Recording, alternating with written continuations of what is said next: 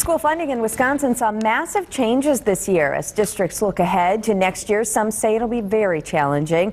Fox 11 is on special assignment, and Robert Hornacek joins us now with a preview of tonight's report. Good morning. Good morning, Rachel. You know, the dust is finally beginning to settle from the changes in collective bargaining. For the most part, this year's budgets are completed, but as for next year, many school districts say they have two options: either continue cutting employee benefits or cut programs. Now, here's why. For the most part, the amount of money school districts will be allowed to spend is not keeping pace with expenses. Take Appleton, for example. The district financial officer there says they'll be allowed to spend about 1% more this year than last year, but the expenses, they say, are expected to climb 3 or 4%.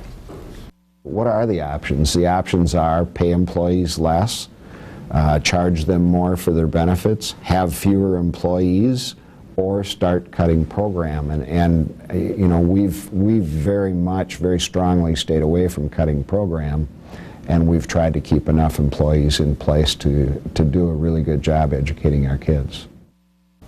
Now, it's not just Appleton. In Green Bay, for example, school officials are expecting a $9 million deficit next year. And coming up tonight on Fox 11 News at 9, we're going to take an in-depth look at the issues surrounding next year's school budgets. We're also going to find out what Governor Walker has to say about it. We did an interview with him just last week just to get some answers to what he wants to see schools do. Well, it sounds like we're hearing about people getting cut.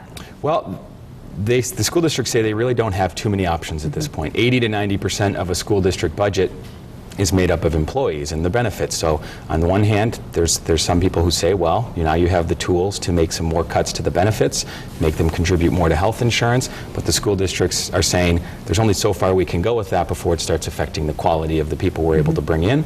So right now, that's up in the air, but it definitely is something that's on the table. And then what about programs? Well, that's the other major area that district leaders say we don't have many choices. We don't want to, but we might have to start looking at cutting programs. Of course, some taxpayer groups say, oh, you have plenty of options in the school districts to make some cuts, and they say the school districts don't want to make those cuts. So we're here from that perspective tonight, too. And you sat down with the governor, talked to him about it. Can you give us an idea of what he had to say about it? Yeah, he didn't really say too much new, other than, you know, he always keeps saying talking about the tools that the school districts got in the last budget, and those tools were allowed the districts to charge employees for their pensions, charge them more for health insurance. So he says that's definitely part of the solution for the next year's budget, but he's also talking about some of the state-imposed mandates, you know, the requirement that school districts have 180 days in class. That's one of the mandates he wants to get rid of and give more flexibility to school districts.